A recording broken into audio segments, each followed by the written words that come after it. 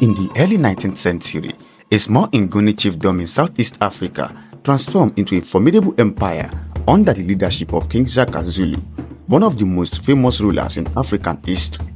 The Zulu Kingdom rose swiftly through military innovation and conquest, uniting over 100 previously independent chiefdoms into a single state. Over the next decades, the Zulu Kingdom will leave an indelible mark on Southern African history, clashing with rival African kingdoms and eventually with European colonial powers. This educational journey follows the Zulu Kingdom's chronological story from Shaka's rise and revolutionary tactics through the reigns of his successor Dinga, Pandey and Tesfaye to the Anglo-Zulu Wars and the kingdom's ultimate decline. Along the way, we will explore Zulu culture, society, and economy, painting a comprehensive picture of this remarkable African kingdom.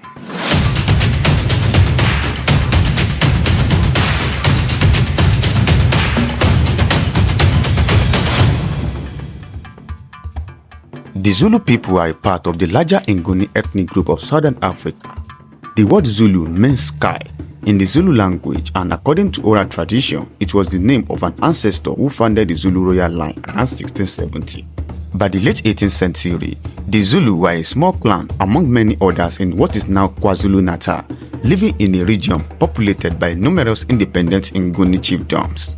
Society was organized around the homestead known as the Omozi, an extended family settlement that was largely self-sufficient. Men tended cattle, defended the homestead and built dwellings, while women took charge of domestic tasks and cultivated crops like sorghum and millet. Cattle were central to life. They were a source of food, milk and occasionally meat, a measure of wealth and a part of social custom, such as lobola, the bride price in cattle. Politically, these chiefdoms were loosely organized, but by the late 1700s, some larger Nguni kingdoms like the Metewa and Wanwe were emerging, consolidating power by demanding tributes from smaller clans and building military strength. Shaka Kasensangankona, later known as King Shaka Zulu, was born around 1787, the son of the Zulu chief Sensangankona and his wife Nandi. His early life was difficult. Shaka and his mother were expelled from his father's household, and the young prince grew up in exile among the Langeni and then under the patronage of the Metewa chief Dingiswayo. Dingiswayo became a mentor to Shaka, recruiting him into the Metewa army. Shaka proved himself a courageous warrior and quickly rose in the ranks, gaining valuable experience in warfare and leadership. In 1816, upon the death of Sensangankona, Dingiswayo lent military support to Shaka to claim the Zulu chieftainship over a rival half-brother. With Dingiswayo's backing, Shaka assassinated his brother Sigujana and became chief of the small Zulu clan, though still under Metewa overlordship at first. Shaka's ascent continued rapidly. When Dingiswayo was killed in battle around 1880, at the hand of Zulu's rival Chief Wide of the Wanwe, Shaka seized the moment. He took over leadership of the Metewa alliance, incorporating its warriors into its own force. Shaka then decisively defeated Sweden's powerful Wanwe kingdoms in a series of battles.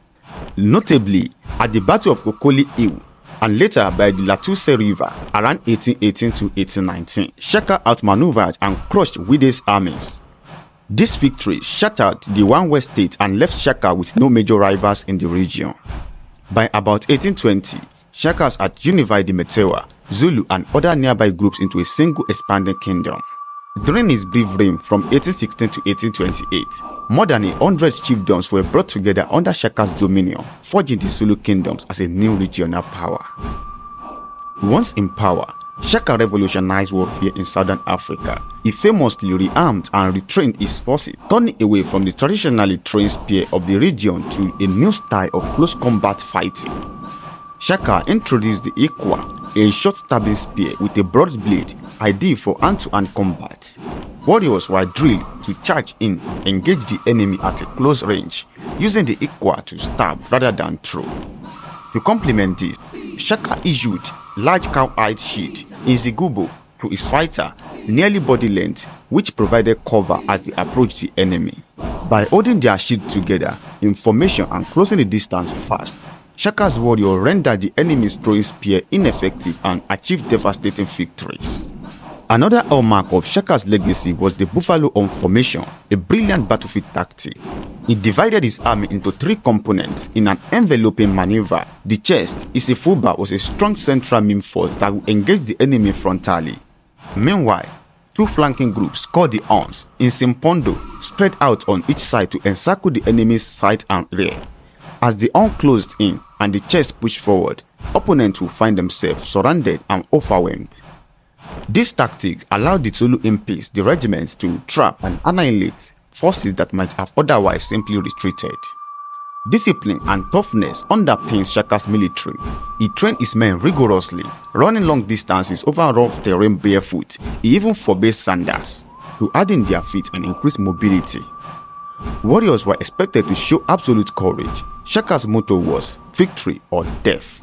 Only after many campaigns of loyal service will regiments earn the honor of wearing the head ring, Isikoko of a veteran, and be allowed to marry.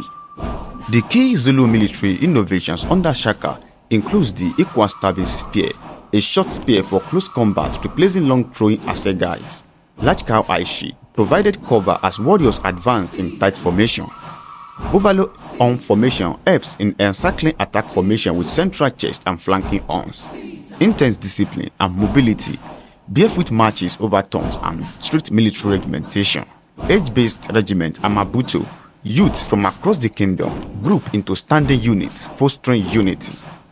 Shaka's military innovations not only ensure his dominance but also had ripple effects across southern Africa.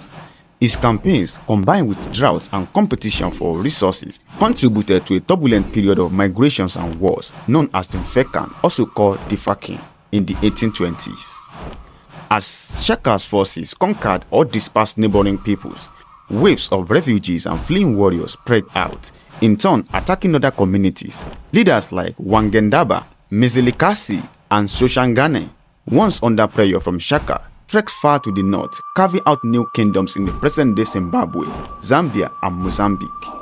This chain reaction caused famines and chaos over vast area, with some estimates attributing over 1 million deaths to the upheaval during Shaka's reign. Despite Shaka's ferocity in war, he could be skilled in statecraft. When the first European traders arrived in Port Nata, modern Durban, in 1824, Shaka welcomed them, granted the British trader, including adventurers Henry Francis Finn and Francis Fairweather, permissions to settle and ceded them land at Port Nata. Shaka was curious about European technology, such as firearms, and saw potential advantage in trade and alliance. During Shaka's lifetime, relations with the British Cape Colony remained cordial. He avoided direct conflict with the British, understanding their military might. By 1827, however, Shaka's behavior grew more unpredictable and tyrannical. After the death of his beloved mother Nandi in October 1827, Shaka reportedly ordered a gruesome mourning observance in which thousands of subjects were executed for not showing sufficient grief. This brutality alienated many of his own people and even his close confidants. The following year, with Shaka's mental state in question and his forces stretched thin by constant campaigning, a conspiracy formed to remove him from power. On 22nd of September 1828, Shaka Zulu was assassinated at his royal kraal, Dokusa. His half-brothers, Dinga and Langana, aided by an Induna known as an advisor named Boffa, stabbed Shaka to death, taking advantage of the absence of Shaka's main army.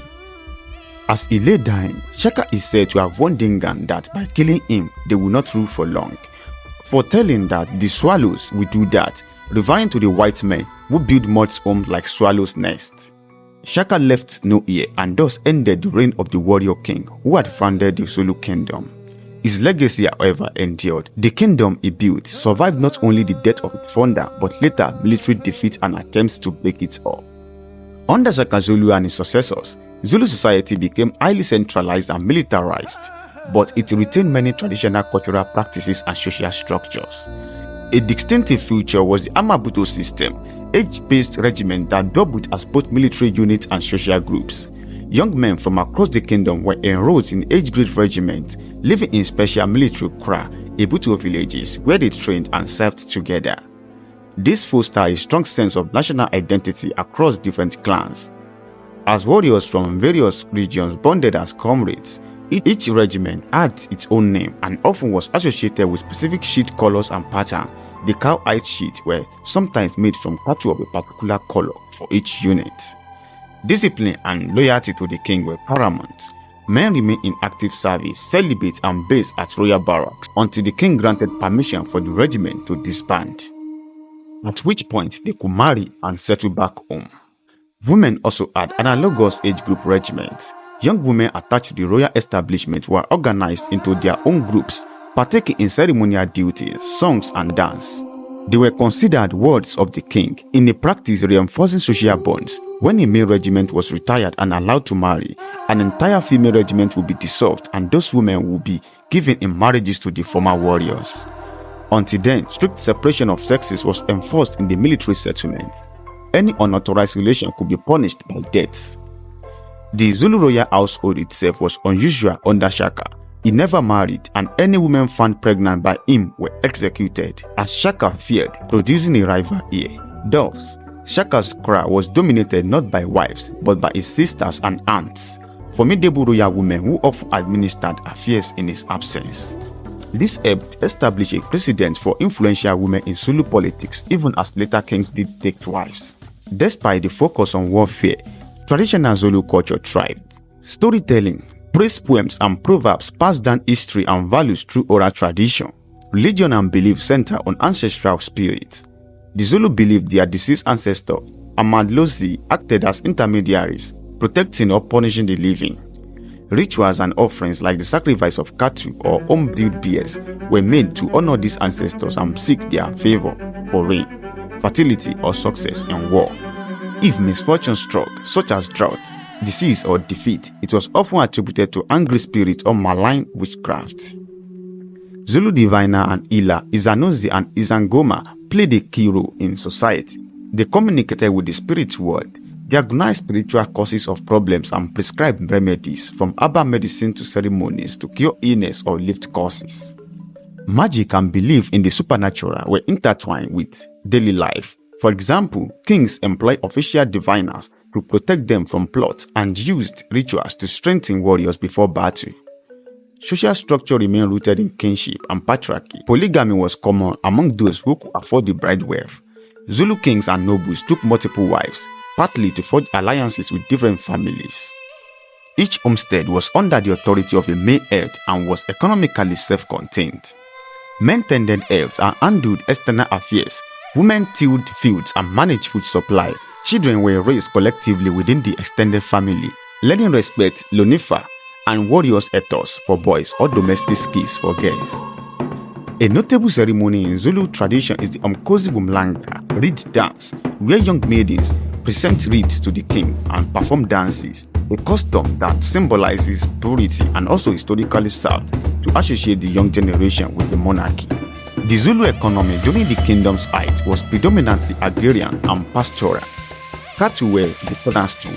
They provided food such as milk and meat, materials such as hides for sheep and clothing, and also acted as currency and status symbol.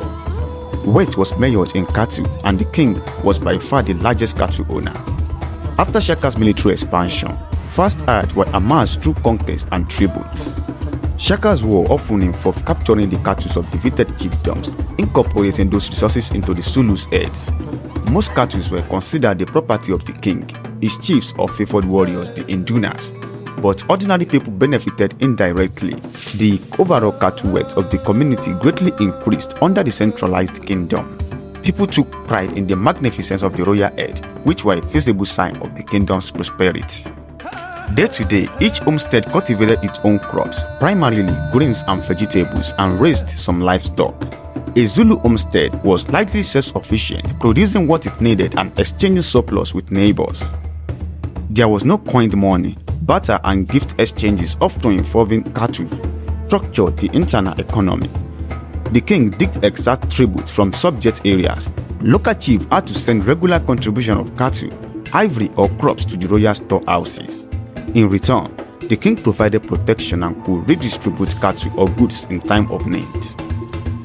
This tribute system functioned like a taxation mechanism that helped feed the standing army and support large royal kraals. International trade was limited but grew in importance after contact with Europeans. Through the port of Delagua Bay in modern-day Mozambique, the Zulu, especially under King Dingaan, traded ivory and even slaves with Portuguese merchants in exchange for clothes and beads. At Port Natal, British traders exchanged goods like muskets, gunpowder, metal tools, and textile for Zulu ivory, cattle, and signaled goodwill by recovering stolen cattle for the king. Shaka and Dingaan both saw the advantage of acquiring firearms. Though they never equipped their whole army with guns, it wasn't until later in the century that a significant number of guns began filtering into the Zulu land via trade, and even then, the traditional weapon remained predominant. The economy remained fundamentally subsistence-based, but the centralized control of manpower through the Amaputo meant the king could undertake large projects. For example, Shaka's capital, Bulawayo, and later Mgungunlovu under Dingaan were massive royal towns built with organized labor. By the 1870s, on the eve of the Anglo-Zulu War, the Zulu Kingdom was economically strong in terms of cattle wealth and self-sufficiency, but it faced a new challenge, the British colonial economy. After the war, the British imposed a hut tax on the Zulu, a fee for each homestead hut, aiming to force Zulus to seek wage labor to earn money. This began to erode the traditional economy. However, during the kingdom's independent years, homestead production and cattle keeping were the backbone of prosperity, enabling the Zulu nation to thrive and sustain a large population and army. But after the glory came the struggle to hold on. What happened when Shaka was gone? How did the Zulu Kingdom survive betrayal, war, and the arrival of foreign powers? Watch part 2 to find out how it all unfolded.